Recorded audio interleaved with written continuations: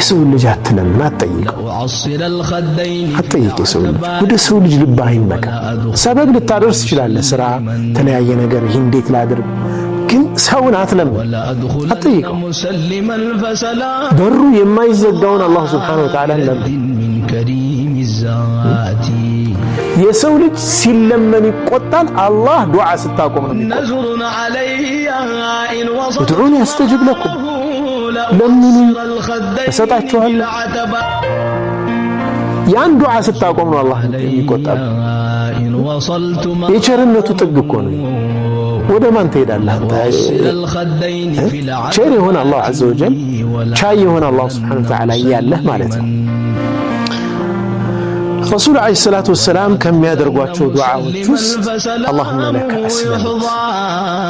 قلت أيوه إلى أنت جنسة الجنة وبك آمنت بأنت آمن